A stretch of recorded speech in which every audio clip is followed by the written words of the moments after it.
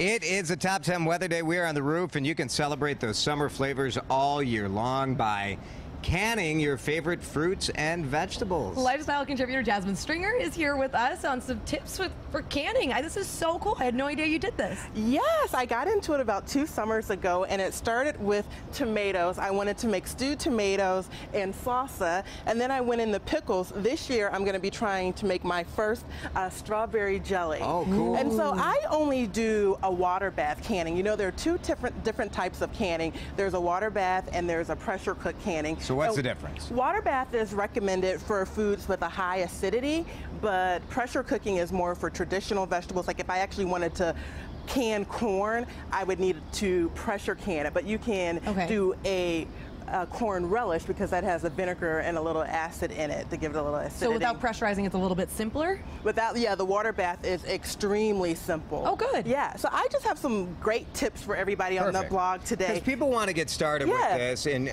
you start with just supplies, really, what you need to buy. Exactly. You start with your supplies, organization. You start with your recipes. This is like the Bible of canning. Ooh. It is the Blue Ribbon book from Ball. It's a new edition this year. I was kind of surprised to find it. And then you need to make sure that if people have canned before, they need to make sure that their lids actually work on their jars, because that's extremely important to have the lids fitting. And I've heard horror stories of people that said, oh, my lids were dented and they weren't able to work this year. Yeah. Do you just need the cans and then a giant pot? You need a giant pot.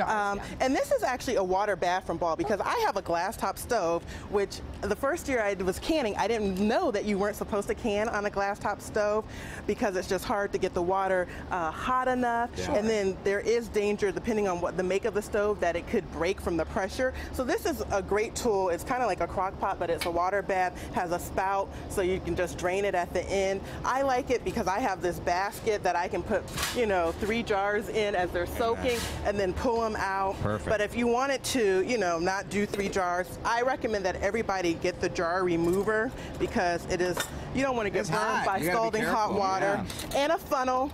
At first I was like, do you really need these things? Yes, trust me, you need them. You need a funnel. Now, the right time to do it, because people are starting to harvest some of their vegetables People are starting to harvest right now, and this is the time to do it. The fresher, the better. It's kind of like, it's not like this pickling concept that's going on at home where you pickle your produce as it's about to go bad. If you want to can and you've gotten some things out of the garden this week, maybe set about 5 hours aside to do it on Saturday or Sunday, because the fresher, the better for canning. A lot of my friends do this. This is very hot in like the foodie world. Yeah, that's what I said. I'm a self-proclaimed foodie. Yeah, people like to do it because you get to enjoy these flavors then. And honestly, especially like if you have a couple of cucumber plants in your garden, you cannot eat that many cucumbers. And you just can't. I didn't know this. 19 different types of pickle recipes. Wow. 19 you got just sweet, on cucumber. you got spicy. Bread and butter, sandwich. And you made some pickles too. You brought I made all these some in? pickles. Yes, I made them last week, so they've been sitting. Beautiful it looks. You did a great job. It's fun too. You can take this if you have a party. You just put this right on the table. Yeah, and that's the nice thing too, because in my list I say you should get a label, so you could customize a little label. What a great gift from the too. kitchen, right? It's a perfect, especially in the wintertime, if you're making jelly, the nice hostess gift for all the homes you're going to, and it's, And there it is. Very special. All right, Jasmine's got all these tips on her blog, so you can go to her blog right now and see how you can get started with canning. Or even if you've canned before, if you want to elevate it a bit, go to Carpe Diem with Jasmine. It's at WCCO.com/links, and we will get you there. While you do the weather, Kylie, I'm eating pickles.